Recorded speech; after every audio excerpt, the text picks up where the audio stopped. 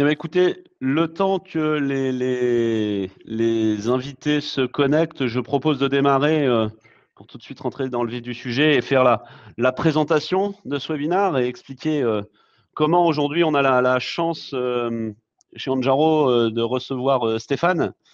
Euh, Stéphane, donc vous êtes DRH de LVMH Japan.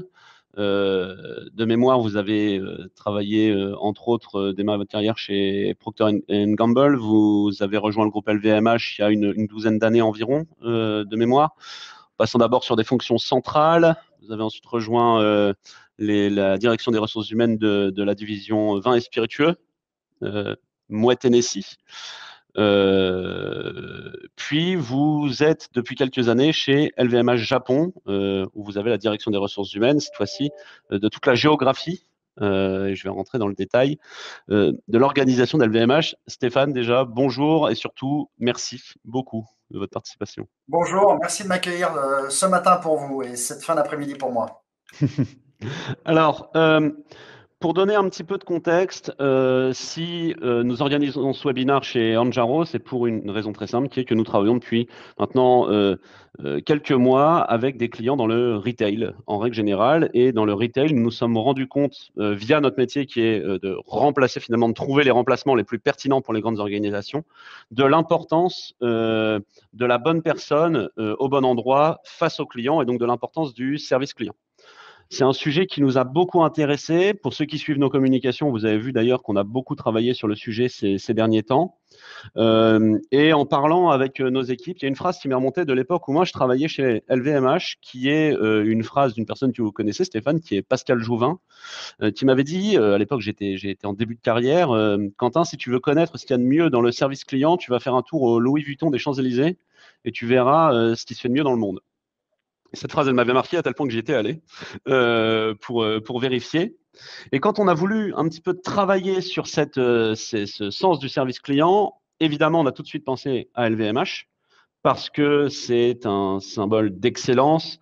Pour y avoir passé 2 années des débuts de ma carrière, l'importance du savoir-faire, l'importance du respect du client et de l'accueil du client est quelque chose d'extrêmement important. Le savoir-faire artisanal est quelque chose qui est extrêmement respecté et qui est passé d'année en année au sein des équipes. Euh, et puis, on s'est dit finalement que c'était sans doute ce qui permettait d'avoir les meilleures pratiques via le luxe, via sans doute l'une des meilleures entreprises au monde dans le luxe pour nos auditeurs. Ça, c'était le premier point. Et puis on s'est dit, bah, pourquoi pas aller encore plus loin et mixer avec ça une excellence qui est quasi culturelle. Et là, Stéphane, on a pensé à vous en se disant, eh bien voilà, on connaît chez Anjaro le DRH de LVMH Japon qui va pouvoir nous apporter finalement le summum de l'excellence du service client et le présenter auprès des gens qui suivent Anjaro. Et c'est donc pour ça qu'on vous a contacté. Et pour finir cette petite présentation, quand on vous a contacté, vous nous avez même dit qu'il y avait un concept qui expliquait ce service client à la japonaise qui s'appelait l'omotenashi. Si nous sommes aujourd'hui ensemble, c'est pour parler de l'omotenashi, sauce LVMH évidemment, puisque vous allez nous parler de LVMH. Alors, pour donner un petit peu de contexte avant de vous laisser la parole, LVMH, il faut savoir que c'est 163 000 collaborateurs dans le monde. C'est 75 maisons, en tout cas, c'est le décompte qu'on a eu, mais c'est vrai que c'est évolutif. Et LVMH Japon, pour expliquer un petit peu l'environnement dans lequel vous évoluez, hein, c'est 8 000 collaborateurs. Vous me disiez 30 business units, environ 60 maisons représentées. Et c'est, selon les maisons, le deuxième ou le troisième marché mondial. Donc, on est sur un marché, évidemment, extrêmement stratégique pour LVMH et dans lequel l'entreprise est présente depuis un moment. Donc, il y a une grande connaissance du marché. J'ai fait la présentation, mais le plus intéressant, c'est évidemment certainement pas ce que moi j'ai à raconter, Stéphane. Euh, à vous pour une petite présentation du savoir-faire dans le service client. Très bien. Je vous laisse afficher peut-être le doc. C'est parti. Est-ce que les participants voient mon écran? Normalement, oui. Alors, ça apparaît progressivement. Voilà, c'est parfait. C'est parfait. Très bien. Bon, alors déjà, bonjour à toutes, bonjour à tous. Que vous soyez chez vous en télétravail, au bureau ou sur une terrasse avec une bonne connexion. Je suis ravi de pouvoir partager avec vous cet angle de vue de l'expérience client à la Nippon depuis Tokyo en direct live. Et merci à Anjaro et à Quentin que je connais depuis quelques années de m'avoir proposé d'essayer d'y contribuer. Je vais vous faire une présentation qui est très courte avec quelques concepts et quelques éléments pour que vous compreniez le contexte, pardon. Mais je voudrais surtout qu'on se laisse du temps pour échanger et commenter derrière ça. Alors, juste un petit point de définition, et c'est la slide d'après, s'il vous plaît, Quentin. Qu'est-ce que ça veut dire omotenashi? C'est la construction de plusieurs caractères de kanji, caractères japonais. C'est la contraction du respect, d'être bon envers autrui et d'achever quelque chose, d'aller au bout de quelque chose. Et c'est une manière pour nous de le reformuler, c'est faire de son mieux pour montrer le plus grand respect à l'autre.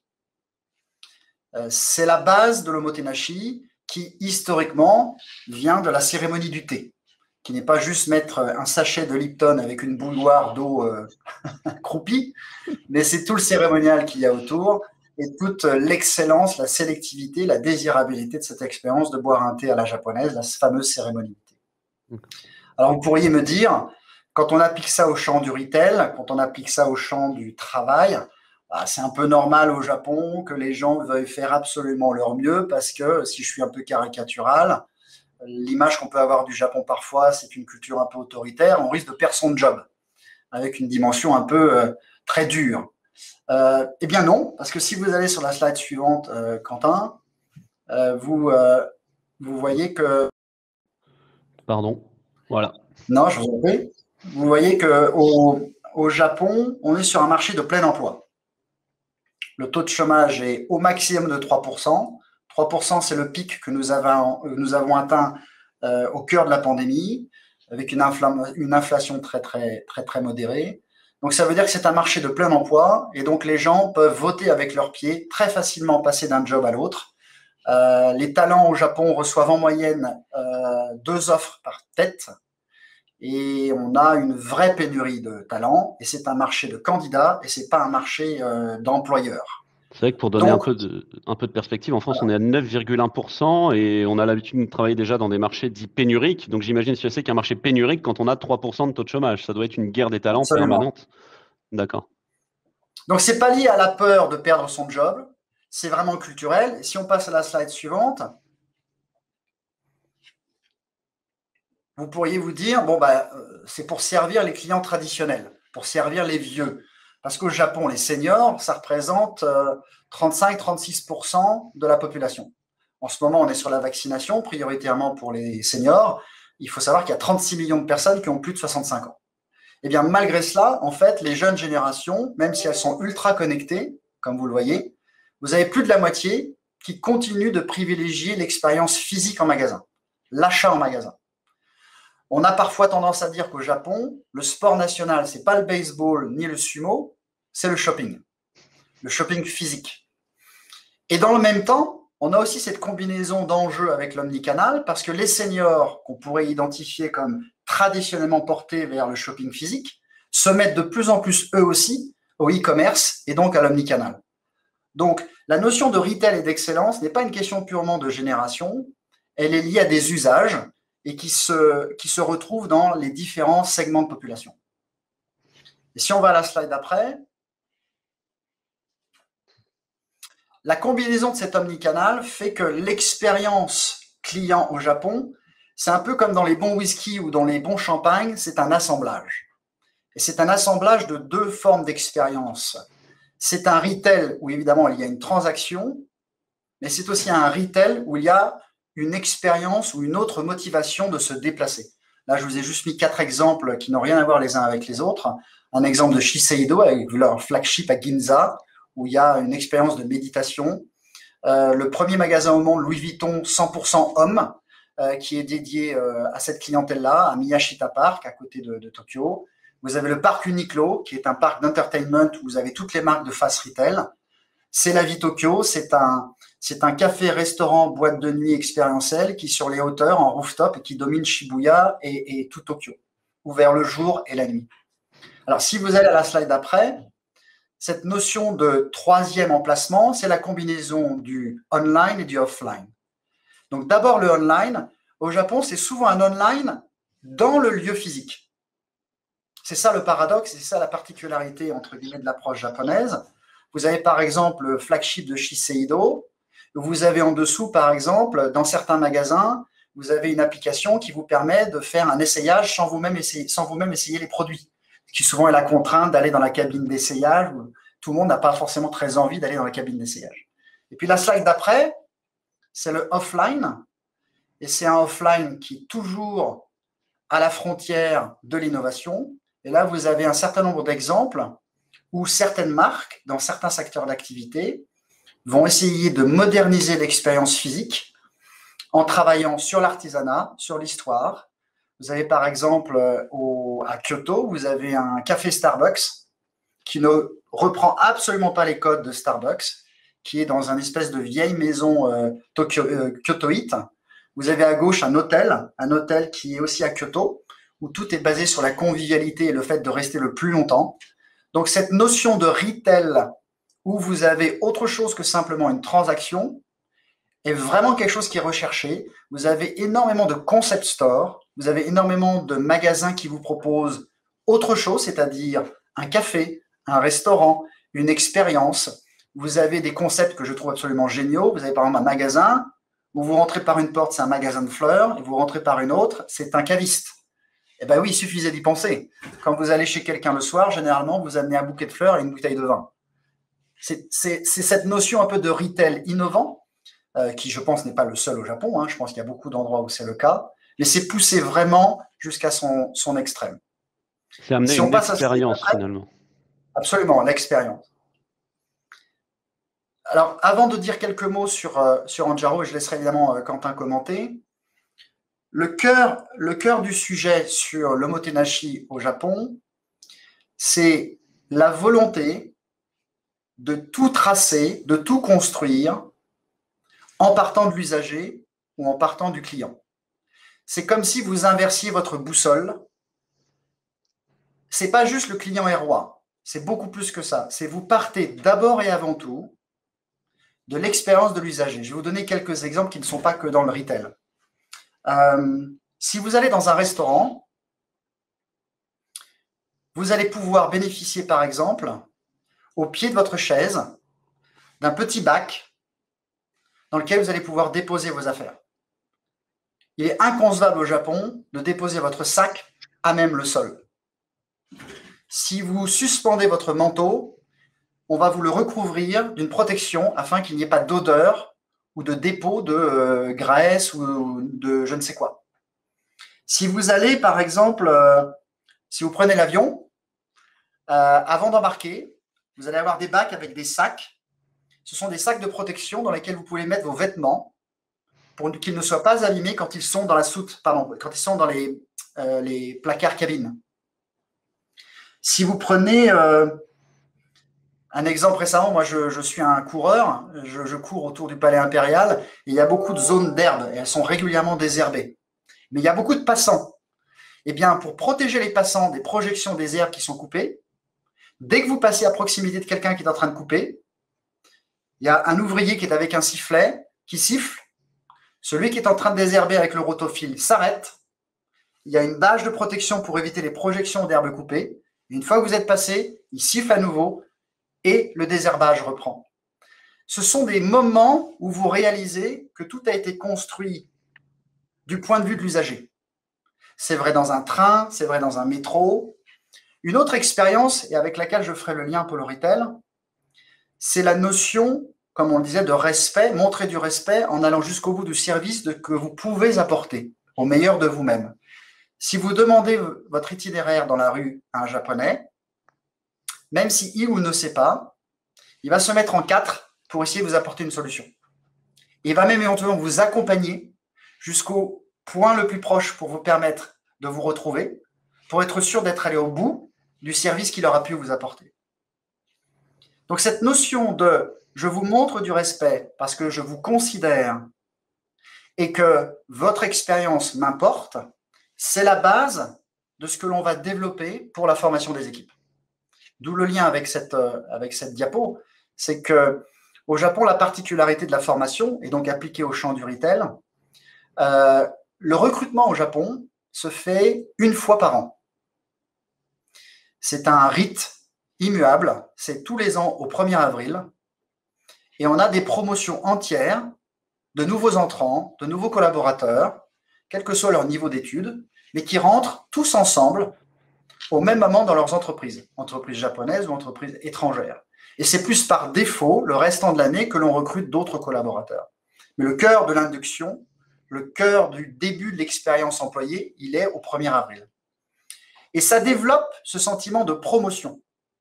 Ça développe ce sentiment collectif. On rentre ensemble dans un magasin, on rentre ensemble dans une entreprise, on rentre ensemble dans un bureau, et on va construire ensemble notre employabilité. Et la formation, elle est construite aussi avec cette logique de transmission. La notion de transmission au Japon, elle est fondamentale. Et chaque nouveau collaborateur a ce qu'on appelle un senpai. Senpai, aux États-Unis, on appellerait ça un buddy. On pourrait appeler ça un mentor. On pourrait appeler ça un coach. On pourrait appeler ça un trainer. Franchement, c'est une conjonction de tous ces concepts-là. Le senpai, c'est tout le monde a un senpai. Et moi-même aujourd'hui, j'ai un senpai. Quelque part, c'est absolument complètement intuitif et complètement acquis le fait qu'il y ait toujours quelqu'un qui soit là pour vous transmettre. Donc, dans un magasin, vous rentrez dans un magasin au Japon, vous verrez toujours une personne qui n'est pas loin et qui va prêter attention à la manière dont le service va être rendu par la personne dont il est ou elle est le senpai, pour s'assurer de ne pas la laisser seule, de ne pas la mettre en difficulté, de ne pas la mettre en situation de grand inconfort, parfois avec des clients compliqués, et de l'aider, et de lui donner du feedback, et de lui montrer. Donc, notre training, il est vraiment basé sur l'expérience en situation.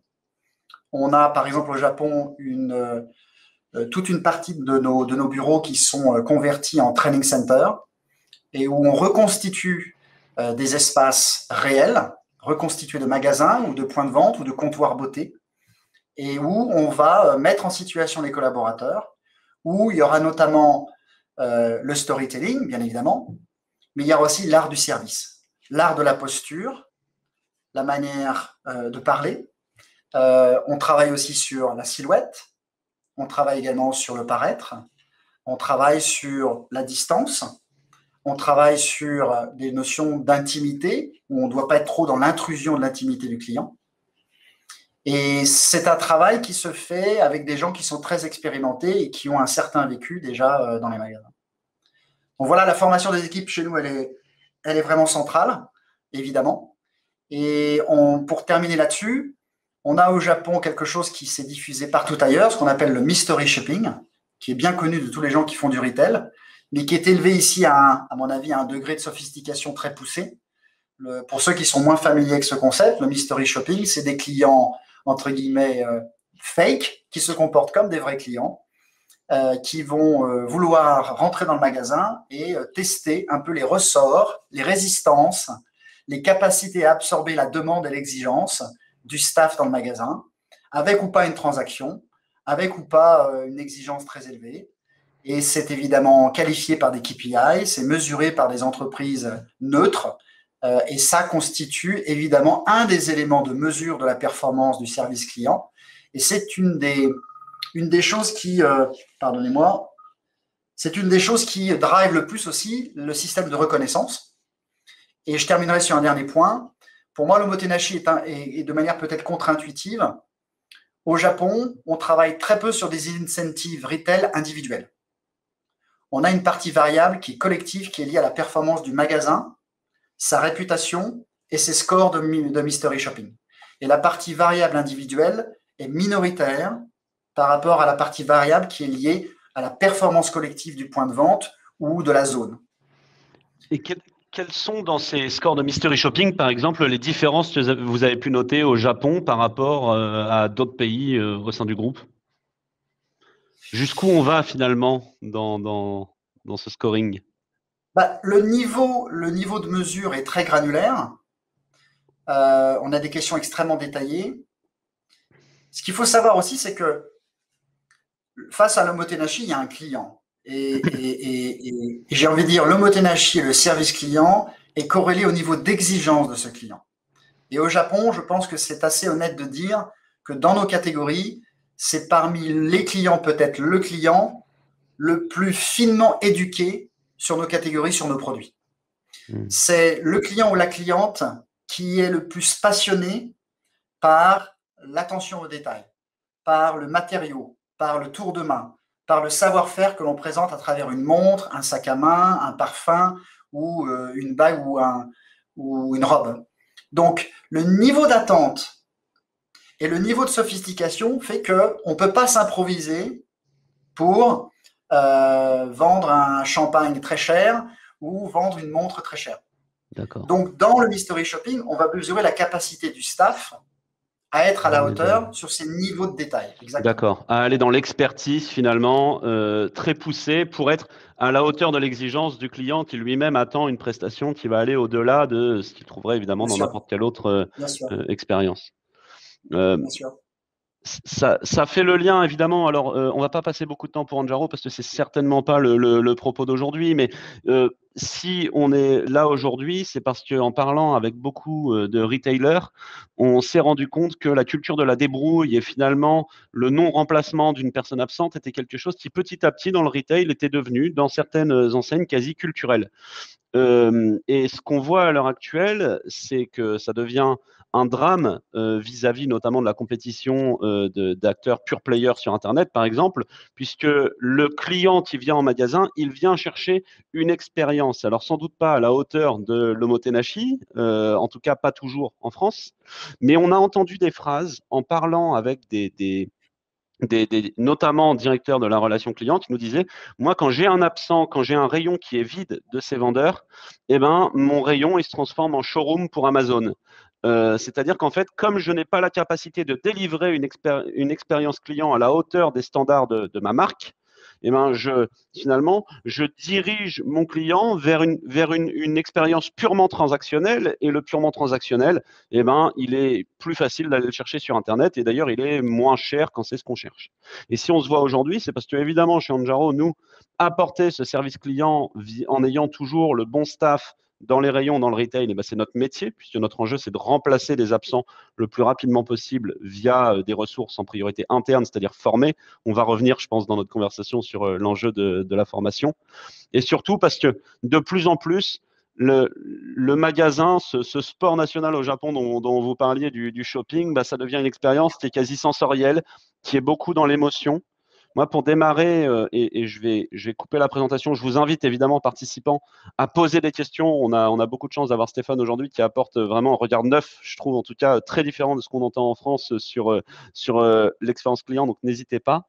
Moi, ma première question, Stéphane, après votre présentation, c'est en tant qu'Européen, finalement, expérimenter l'omotenashi, qu'est-ce qui nous frappe vraiment en termes d'émotion? Qu'est-ce qui se passe finalement quand on arrive en tant qu'Européen dans un magasin Louis Vuitton? Qu'est-ce qui change fondamentalement? Il y a une chose fondamentale si je parle de notre catégorie, et je ne peux pas dire si ce sera la même chose pour d'autres catégories, mais pour le luxe, c'est clair. Je pense que parfois, le luxe en général, hein, pas que LVMH, en Europe, peut se montrer intimidant et peut, quelque part, dresser des obstacles inconscients, involontaires, à l'accessibilité à une clientèle plus large. Ce qui, pour moi, est radicalement différent au Japon, en particulier, c'est que vous pouvez trouver une boutique de luxe dans une galerie de gare. Vous pouvez passer allègrement dans un même niveau d'un magasin convenience store et ensuite éventuellement fréquenter une boutique de luxe. Les portes sont souvent ouvertes. C'est aussi un symbole important, sauf quand elles sont majoritairement sur la rue. Mais donc, c'est un environnement qui ne dresse pas d'obstacles inutiles. Donc, on peut rentrer et ne pas acheter n'est pas un tabou. on peut rentrer et ne pas être dévisagé de la tête jusqu'aux pieds sur le fait de montrer éventuellement de manière ostentatoire si on est déjà un consommateur ou si on n'est pas déjà un consommateur. Et le staff du magasin va se mettre à votre disposition. Et si cette personne a éventuellement des préjugés, il ou elle ne les montrera pas. Donc c'est vraiment l'omotenashi, en tout cas dans votre secteur, comme vous le disiez, c'est l'adaptation au client à son paroxysme. Là où on aurait quasiment tendance à nous, consommateurs, nous transformer quand on arrive dans un magasin parce qu'on est impressionné. On le voit aussi dans les grands restaurants. Il n'y a pas que dans le luxe retail.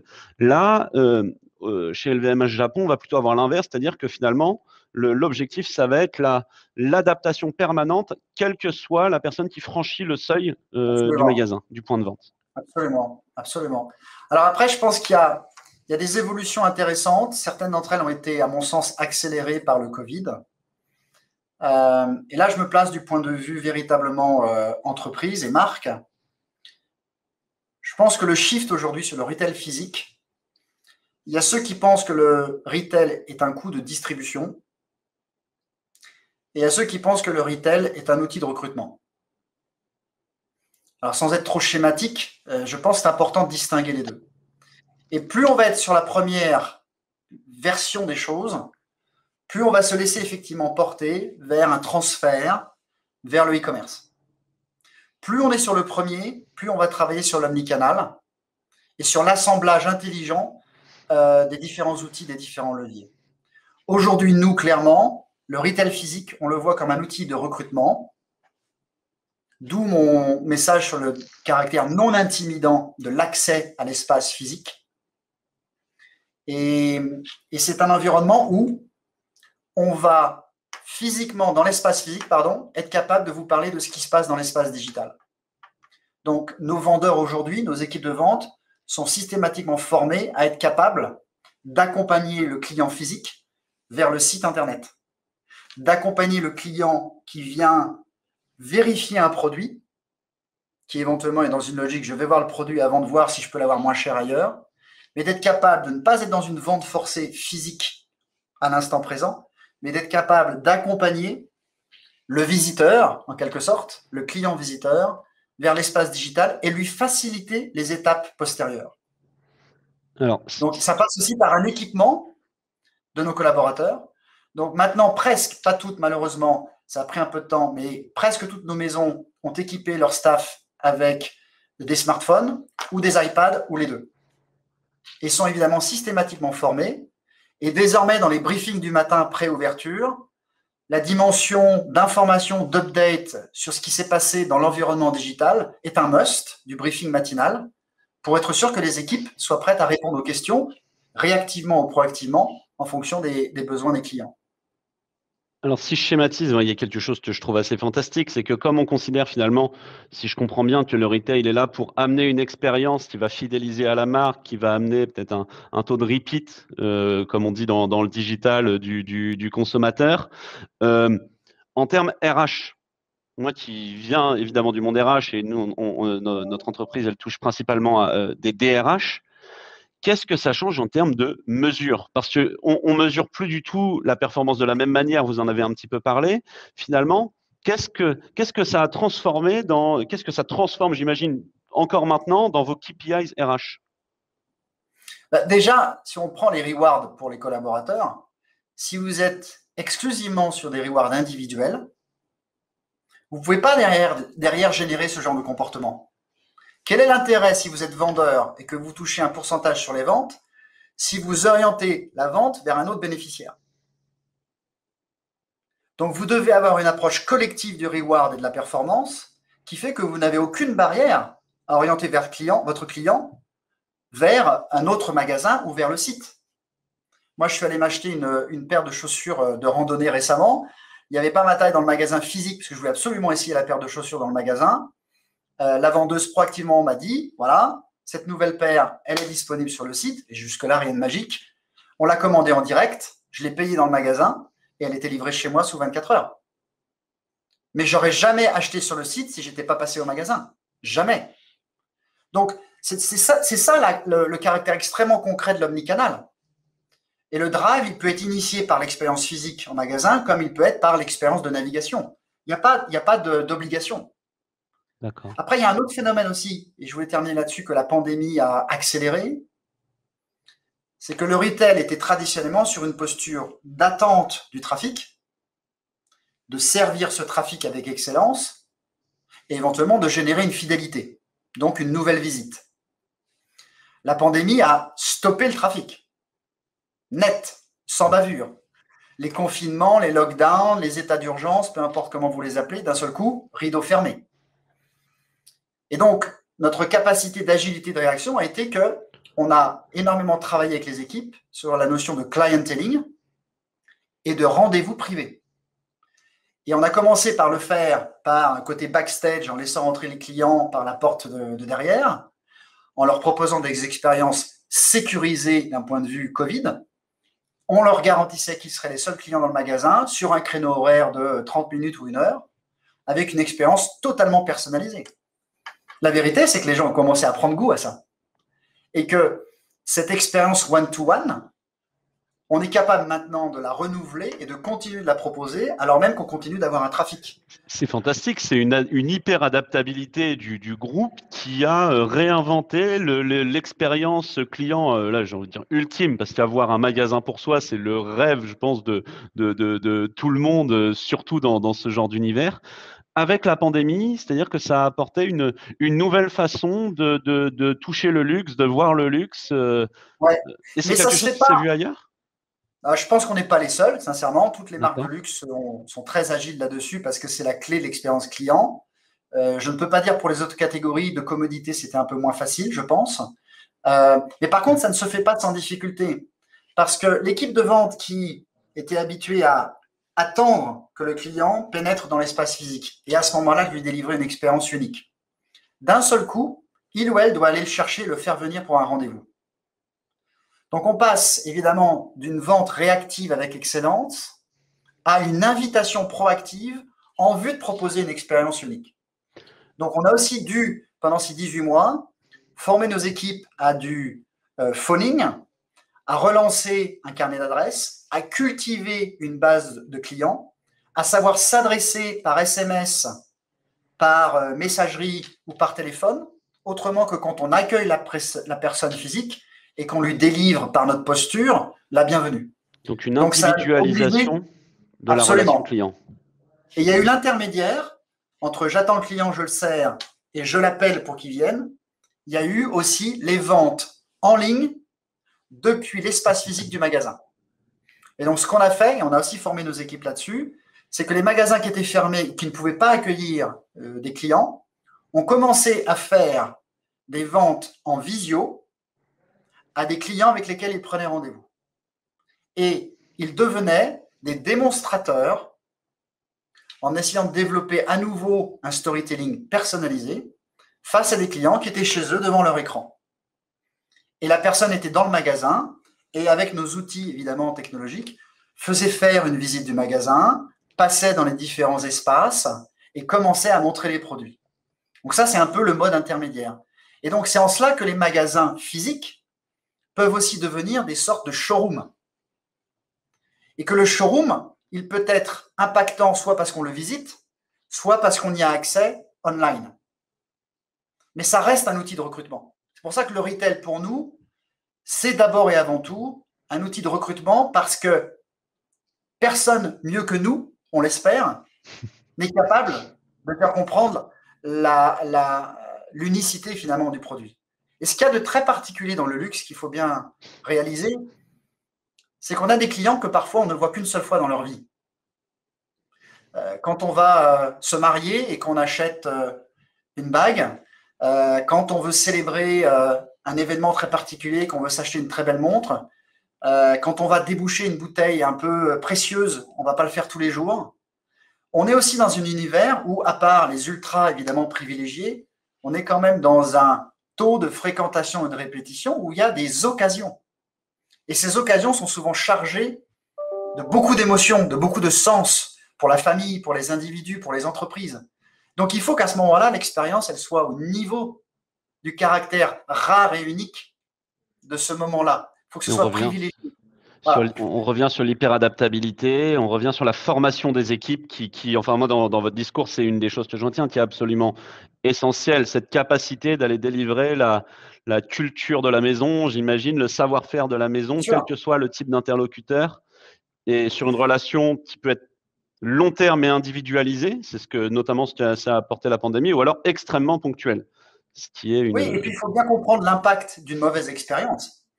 Quand vous êtes un client qui allait peut-être fréquenter une fois tous les 5 ans ou tous les 3 ans le magasin d'une marque, si jamais votre expérience ce jour-là n'est pas bonne, vous allez en parler tout autant à votre réseau, à votre environnement, et ça va devenir viral en étoile, alors que si vous avez l'occasion de visiter plusieurs fois, la marque a l'occasion de se rattraper. La marque a l'occasion de diluer dans quelque chose de plus positif une expérience isolée négative.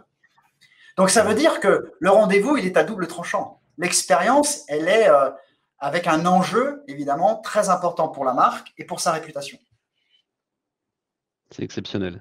Alors, on a des questions et plus beaucoup de temps, et il y en a qui sont extrêmement passionnantes que je voulais aborder avec vous, notamment Nadège qui nous demande si l'omotenashi, pardon, est applicable en France, que ce soit le luxe ou pas. Vu la différence culturelle, qu'est-ce que nous, Français, on a à retenir de tout ça finalement?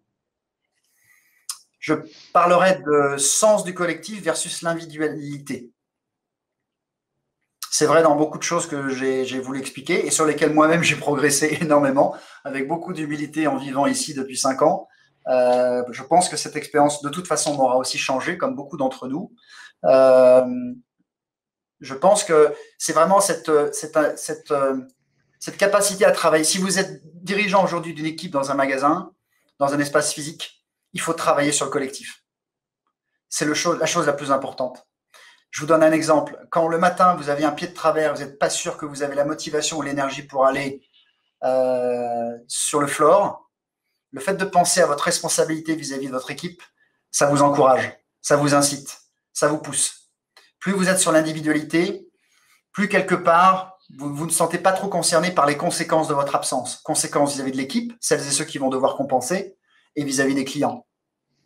Donc, ça, c'est un premier angle. Le deuxième angle, c'est on dit le client est roi, mais c'est pas ça pour moi la définition d'omotenashi. Pour moi, la définition, c'est mettez-vous 2 secondes dans ses chaussures. Depuis le moment où la personne considère de rentrer dans l'espace physique jusqu'à la sortie. Remontez tout le chemin en chemin arrière et identifiez tous les irritants possibles dans ce parcours. Et tous les irritants possibles, vous ne pouvez les identifier que si vous vous mettez dans les chaussures du client. Donc, si vous êtes dirigeant ou si vous êtes HR d'une équipe retail ou d'une équipe tournée vers le consommateur final en face-to-face, prenez des gens tiers ou faites-le vous-même au tout début de votre prise de poste et mettez-vous dans les chaussures du client et refaites le parcours intégralement. Et essayez de regarder de manière extrêmement critique toutes les sources d'irritation possibles et apporter une réponse à chacune des sources d'irritation possibles. C'est l'empathie dans la vente extrême. Finalement, ce qu'on retrouve plutôt dans les concepts de merchandising, par exemple, on va le retrouver là d'un point de vue RH et de vente de façon très forte. Oui, tout à fait. Et alors, on a Quentin qui nous demande comment on réussit avec un niveau d'expérience, d'attente aussi élevé. Alors, vous en avez un petit peu parlé, mais peut-être que vous pouvez ajouter des choses. Comment on peut réussir à fluidifier l'offline to online finalement? Vous en avez parlé en équipant les collaborateurs? Est-ce qu'il y a d'autres choses, d'autres best practices que vous avez mises en place chez LVMH Japan? Non, alors il y a quelque chose sur lequel je pense qu'il y a une limite de l'omotenashi, parce que je ne voudrais pas donner l'impression que, évidemment, c'est un monde de perfection et d'idéalisme. Personnellement, je pense qu'il y a des irritants aussi dans l'omotenashi et qui sont des freins à la réponse à la question de Quentin. C'est que, je donne un exemple pour fluidifier, il y a des stades de l'omotenashi, de l'expérience au magasin qui sont trop longues. Un exemple, la transaction financière. La transaction financière dans le retail japonais est trop longue parce qu'à force de vouloir trop bien faire, on finit par faire trop longtemps. Donc, on ne peut pas avoir une légèreté du moment de paiement. On ne peut pas avoir une facilité de ce moment-là de la transaction. C'est lourd, c'est compliqué. Le temps qu'on vous paye, que vous payez, qu'on vous remette le ticket, qu'on vous remette le produit, ça peut parfois prendre très longtemps, trop longtemps.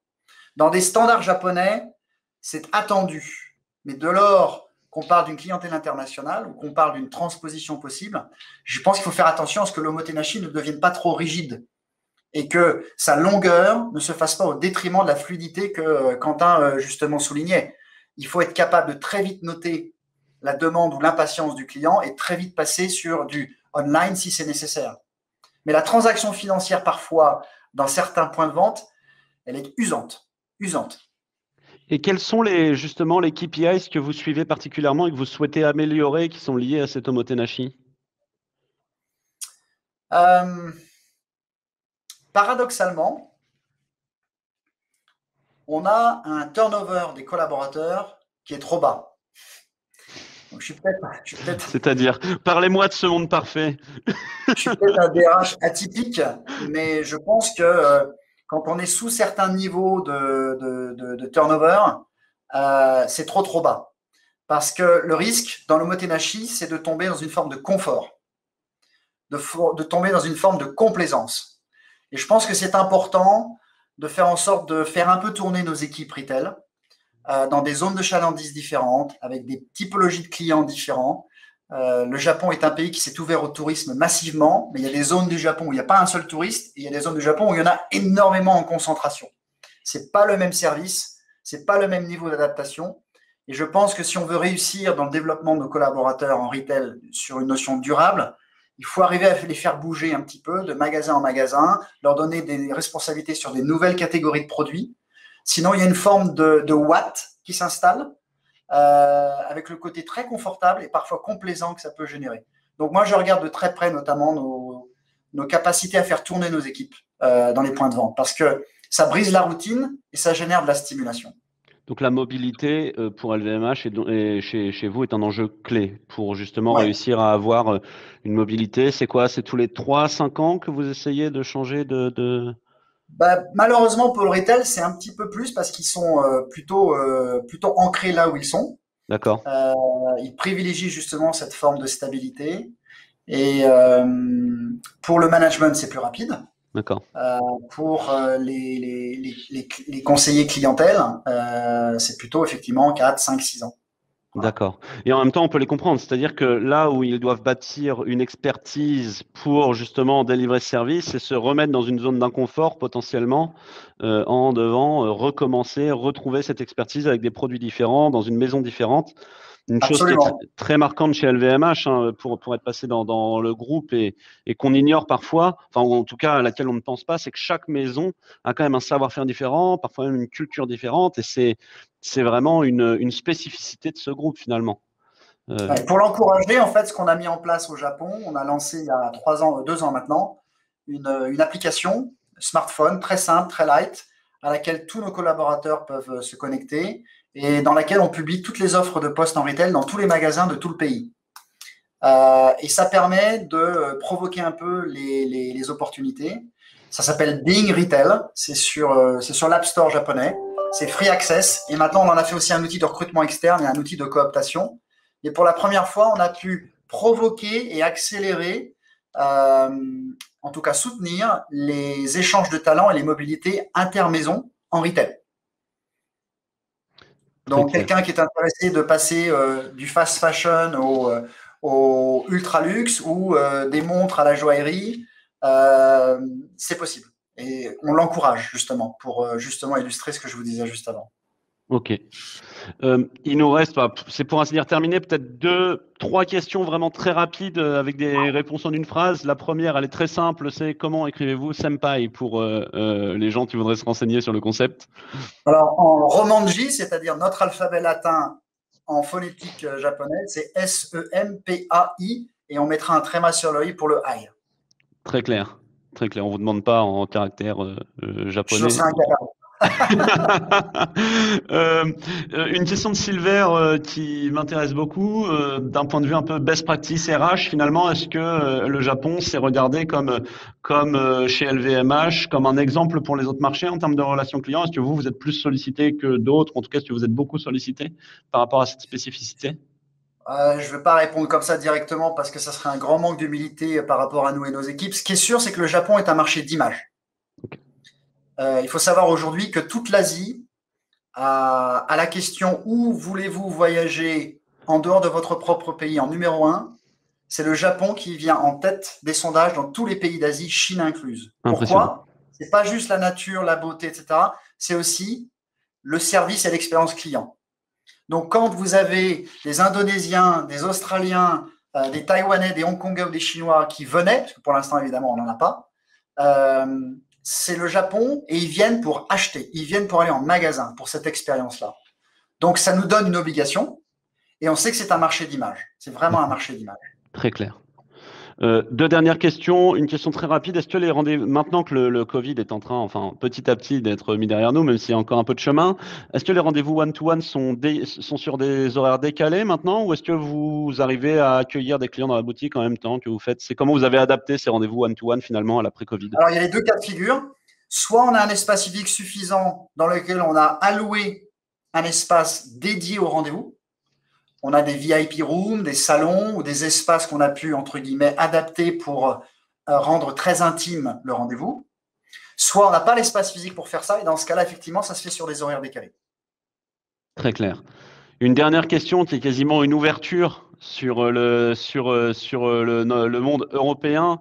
Vos vendeurs, nous, ce qu'on comprend, c'est que c'est avant tout des ambassadeurs, on peut le dire comme ça. C'est des gens qui représentent une marque plus qu'ils ne vendent des produits en délivrant une expérience unique. Comment est-ce qu'on adapte ça en dehors du luxe, en dehors du Japon, quand on a des taux de turnover qui sont extrêmement élevés, ce qui n'est pas ce que vous avez, des taux d'absentéisme également qui sont entre 10 et 15% pour certaines marques finalement. Quels sont un petit peu, je pense que c'est un peu la question de François, qu'est-ce qu'on peut en tirer, nous, avec un marché si différent en peut-être deux phrases, ça va être très compliqué, Stéphane, mais je crois qu'on est plus Non, sur mais une ouverture.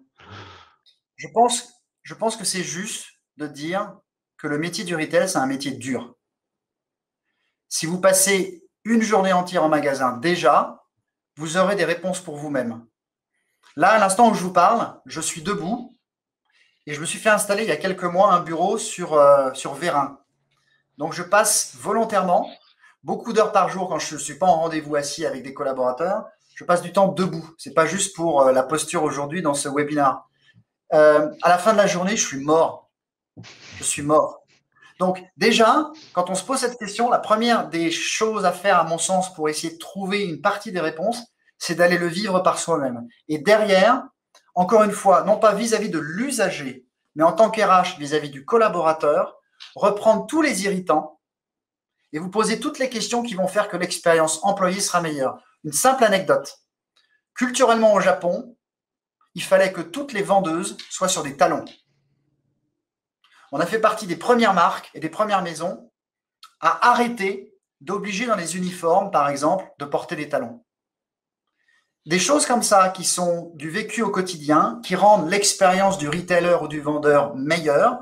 Tout le travail que vous pouvez faire sur la flexibilité par rapport aux contraintes qui sont liées à l'espace physique du retail, tous les bénéfices que vous pouvez mettre à leur disposition et qui sont pertinents pour eux, c'est comment faire en sorte de rendre, non pas pour l'usager, mais pour le vendeur, son expérience physique dans le magasin également quelque chose de positif. Et ça, c'est pas facile, sincèrement. Et on arrive finalement, en termes d'ouverture, à ce lien qui commence à devenir populaire dans les milieux RH entre l'expérience client et l'expérience collaborateur. Et là, on voit clairement le lien entre une expérience collaborateur positive et l'expérience client positive de l'autre côté. C'est limpide. Peut-être aussi des questions, bon, c'est un tout autre sujet, mais de leadership de marque sur le marché, d'exemplarité. Qu'est-ce que ça amène d'être les premiers finalement à faire ça en termes d'expérience collaborateur et d'expérience client? C'est une ouverture, on n'a pas le temps d'aller là-dessus. Stéphane, merci beaucoup pour votre information, parce que je pense que vous êtes quelqu'un de très humble, mais que ce sera extrêmement flatteur. Ça a dû être passionnant, puisque en ayant 5 minutes de retard, nous n'avons perdu que 4 personnes sur le live. C'est qu'il a sans doute tenu en haleine c'est l'appel de la terrasse. L'appel de la terrasse. Et voilà, on a quand même donc 4 personnes qui ont écouté l'appel de la terrasse, et je les comprends, puisque en France, il est midi moins 10. Et, en tout cas, nous, on sera ravis de vous accueillir dans ce magnifique pays dès lors qu'il aura bien voulu rouvrir un peu ses frontières. Et j'espère aussi vous avoir donné envie de visiter le Japon, qui est cher à mon cœur et qui est unique. Il n'y a rien de comparable dans tout. Parfois en très très bien, parfois en un petit peu moins bien, mais il faut le vivre pour le croire. Très clair. Eh bien, écoutez, merci infiniment. C'était passionnant. Merci pour votre participation. Et avec grand plaisir pour venir vous rendre visite et vivre l'omotenashi de notre point de vue. Merci Merci Stéphane. beaucoup, à très bientôt. À très bientôt. Au revoir tout le monde et merci de nous avoir suivis. On va continuer cette série de webinars qu'on espère. Merci Nadège pour votre commentaire hyper inspirant. Je crois qu'en tout cas, on a eu aujourd'hui une très belle expérience d'inspiration et de leadership RH.